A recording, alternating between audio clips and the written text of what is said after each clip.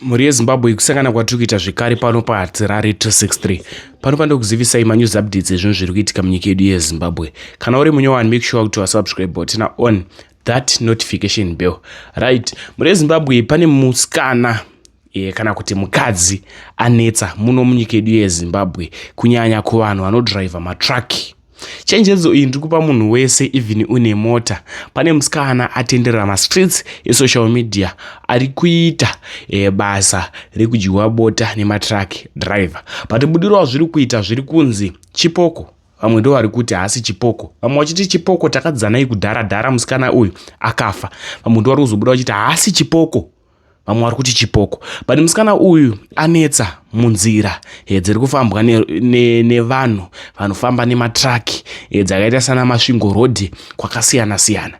Nenyaya yekuti haasi kutochinja hembe dzaakaonekwa ainadzo pavhidhiyo ndohembe dzaari kuonekwa ainadzo. Saka ndakuisirai audio yomwe murume, ndakuisirai futi vhidhiyo yomwe murume, ndozokuisirai audio yemusikana uyu achitsanangura nyaya yake. Ezve kana une dambudziko rakunetsa, uri kuda anobatsira, anoona nezvemweya wausingataurire nyaya kuti nyaya yangu yakamira so, anongokubatsira. Paita vanonzi madzimai chiwara.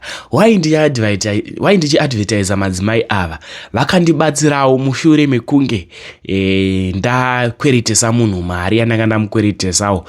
Mari iyi yakatadza kubuda, yakadzoka. Vakaprofita kuti musi wakadai mari yako unenge wapiwa, zveshuwa mari yakadzoka. Kune vakabatsirikwa namadzimai chiwara, vatora mukurumbira munzvimbo yeGlenora A. Nyore mucomment section zvamunofunga. Namba dzavo ndo dziri kubuda dzakanzi madzimai chiwara. InosahaTerari ndafunga kusiyai. Much love. Vane zvavanga vachibva nazvo hameno kwai kuside rebla wayo here zvavanga vaitonofuroda paDinson. Hameno staff ravanga vanaro, ravanga vakaloda mumota yavo. Saka shofa ava vandimisa. Zvandikutaura izvi zvaitika ndakatarisa inini, kwete kuti kuudzwa nyaya neumwe munhu. Ndatoatendawo nyaya yacho iyoyi. Saka vandimisa shofa ava, vakatondita shamwari, ndakatakura chii? Musikana uyu kubva mugweru mumadeko achiti ari kuenda kuboyfriend yake kuChiyevu. Saka ndasvika pamvuma ndo pavakarara shofa. Ndikamuti ini ndakuita sei ndakurara panapa. Kana uchitsvaga mota wochiita sei uchitsvaga mota uende. Ndikanzi kwavira uku ndodziwana kupi mota. Kwai saka musikana akabva atosumuka akati akagara pamubhedha. Kwai ndikatoto ndawana chii? Ndawana baby. Zvadaro vatorara nebhebhi ravo, vatoita zvinhu zvavo, vatodyana nabota ravo zvakanaka. Kusina kutoti kubhebhi chiita sei? Chimuka. Kwai ndobva ndatomuti $10. Aibva ati ungandipe $10 wakarara neni. Hazviiti. Kwai ndopa watanga kunetsana kuti chiwo $10 kauchienda kwachena. Kwanzi musikana aramba $10. Kwanzi aramba $10 akati ndoda 500. Ndoyanga achiclaima. Ini pandasvika anga achitotaura kuti aroda 500 US. Wakarara nini? Saka inini atondimisa kudaro, anditsanangurira nyaya yake. Ndobva ndototi 100 inoita sei? Ndinoonawo munhu wacho. Ndobva ndatoenda kumota yavo. Shofe zvikanzi ndichisvika ndichivhura dho. Ndibva ndatoti makadii? Varume, mwana anga achichena maiye. Zvikanzi muda kutaura nani kwemi? Ndikatoti kokukumhoresa yatove mhosva here. Zvikanzi ndivharire dho apo muri kunditonhoresa nechando. Ndobva vatoti kuna shofe vava, iwe munhu wako wataura naniko? Kwakutorehwa inini paya. Ndobva ndatoti aiwa chirega kundivhundutsira. Zvisika ndokuvhundutsira mune chii? Mune mari here imi munoti ndisakuvhundutsirei? Mune chiiko chamunacho imi? Ndobva atanga kuridza tsamwa dzake paya. Ndobva ndatombomira paya padho paya ndatostika paya. Ndichitofunga $500 iri kutaurwa kuti umwe achaiwana kupi kwamkomana. Ndopa ndangozobva padhopa ndikarisiya rakashama. Ndobva shofe vavhara dho ravo, ndichibva ndaenda kumasure uko. Shofe ndobva vatoti saka panoitwa sei apa shama? Ndobva ndati rega timbomirira umwe wangu ari kuuya kumasure timbonzwa mazano kuti ungapaite sei apa. Ndobva tamira paya, iye ndobva adzokera vakanotanga kutaura vari mumota. Saka ndanyonzwa shofe vachitochiwa zvakaipa. Vachinzi kwai ungataura zvekuti $30 unopenga here? Unopenga? Ndibvire uko nditarisire kure uko. Vachiudzwa kuti unofunga kuti ungandudze zvekuti kwanzi $30 unopenga? Nekamusikana ikako. Saka umwe wangu paazosvika akati zvawati uri kuenda kuDinson hazvinetsi, rova mota hande kuDinson. kuDinson hakupindwe nevanhu vaviri, gedhe panopinda munhu 1. Bhodzi iko kakachirambira mumota, kudzika mumota ndopatasumudza mota, shofe vakuteera mumasure. Saka shofe ndatora nhamba dzavo, ndatomboda kumutora picture musikana uyu paatonditaurira, but nezvandasangana nazvo ndichisvika padhoo ndakundikana varume, ndakundikana. Saka musikana uyu kwanzi azoti ndimisire mota ndiende.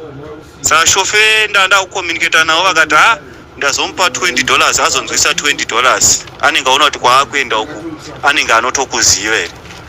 Ndobva azodzika kwai pachikoro apo, chikoro chiri muDusty Road icho uchiuya kuDinson. Saka kwanzi nashofe ndamisa mota 3 oramba kudzika achiti mune vamwe vanhu, ari kungoda mota inenge ina shofe vari vega. Oza kuti shofe vakangodyira vakarova, akutoklema mari. Bhozi kwanzi azobva pa500 akati chiunza 200 ndikuregerere, pasina izvozvo toenda kupolisi. Bhozi kakanoita kamusikana kechidiki so kechidiki, saka kwai kakaitotaura kuti warara neunderage, ndine 16 years ini.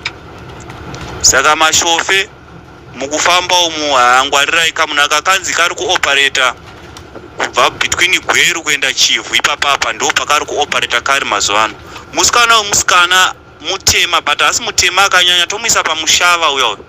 Ane vhudzi rake harina kurukwa, harina kuita sei, nderiya vhudzi rinenge rakangopemiwa riya, ndo zvariri, haisi short hair, rakatoti kure vhudzi ro zvekutodarika chigumwe chihombe ichi chemuruoko ichi.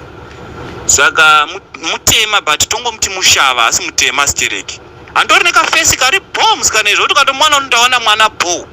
Saka vanhu vamunosangana navo ava musati marovana navo zvunhuka.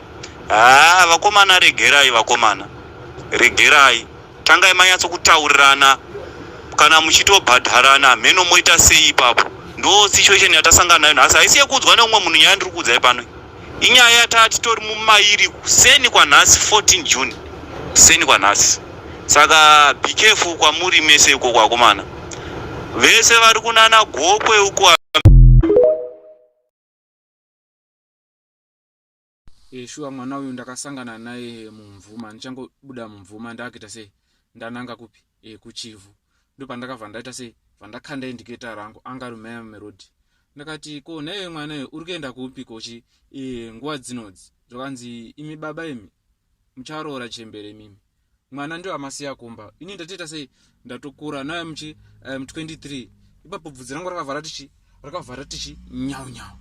Ndakati une chokwadi, zvakanzi zvakanzi ndodaita sei, ndoda kupinda muChivu, asi mari yanga yakaita sei yangu yakashota, but kana mune zvimwe zvamuri kuda pandiri handogota sei ndogona kukupai. Ndakati zvakaita ngechi maheadset zvanza, aiwa imimi fungai sechi semunhu mukuru, handiti kuseri kune mibhedha nemachira. Ndakati mabhedha nemachira zviriko, wanga wati zvanza, aiwa tongoita zvatinoita sei zvatinoita. Ndakati manje ona kasha, ini handisikuita izvozvo, because moto mukoma hamusi mukuita mabasa aya. Ndatofunga mukuita madhira, ndingatiende kupi kana kuzvimaloji. Zvanzi baba musaitonge makapusa bai mimi, mwanzwa munoziva ndakakubata ndebvu dzenyu idzi ndakakupepeta munoita sei munoramba mukadzi ari kumba. Ndakati unonyepa, zvakanzi tozviita. Ndakati kana ini handisikuita zvipi, handisikuita izvozvozvo. Zvakanzi hamunoherekana zvamasiyawo zvokudya zvakaita kunge maorenji kana chichi. Ndakati handina. Munoziva mwana uyu akakutarisa neziso rake chairoka, anobva takaneka kudaiso karurimi kuchita ngarudya nzara kuvhu rake iri. Ini ndakabva ndati aiwa ini handisikuita izvo, ndiri munhu anoda mhuri yangu, nditori neringi mumaoko. Saka ndoda ngoudza mai mashofe kuti mashofe chenjererai mugwagwa umu, uyu mwana uyu kauyu ende mheno zvaatori akutoita inge munhu anoshandisa mushonga. Aiwa kuri kunaka zvake nekakanaka, but tinopera mashofe, tinopera. Zvakanzi ini ndinotoda varume vakayamwa vakaguta mune Congo Dust ero, kana mune ndoda vakayamwa vakaguta vanomwa guchu kana kuita zvina Congo Dust, because manyowa mungandikwanise. Ndakabva ndangomutsa gonyeti rangu vandarova chipiyaniso, vandatorova pasi. Saka ndingodza mai mashofe kuti chenjerai.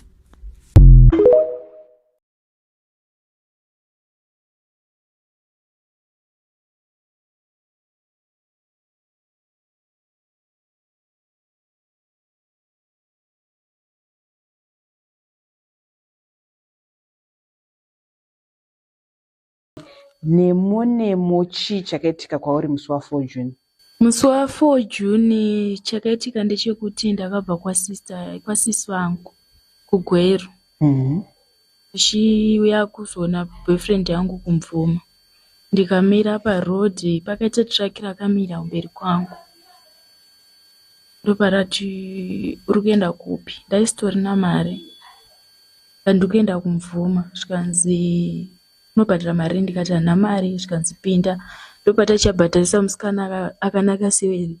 Ndopandikati it's okay, maita basa henyu. Vanga vane vanhu, vanga vari 2 nemumwe mukomana. Zvikanzi iwe musikana inda mazamu ako akamira chichichi. Ndikati handi ndangu here. Ndopatanga kundibata mazamu angu. Tasvika muMvuma. Ndopahambonyara nyaya, ndopandatanga kutaura zvamama wangu. Ndopazvikanzi saka kumba ukabva rini? Ndikati 2 weeks. Pane 2 weeks ndabva kumba. Zvikanzi uchirara pai? Ndikati kwasisi wangu sometimes ndairara kumusango kana kuti kufriend yangu. Zvikanzi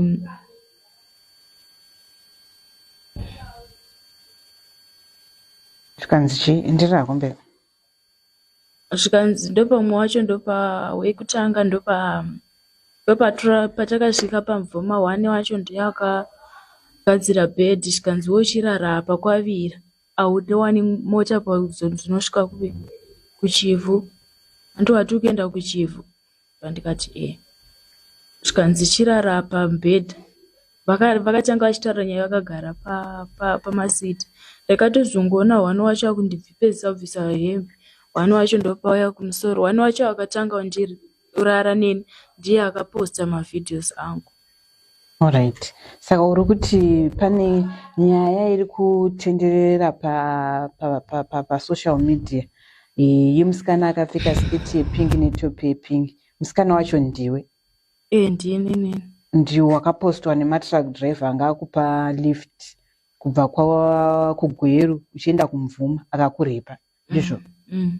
Saka iwewe kuGweru wakabva nguvai?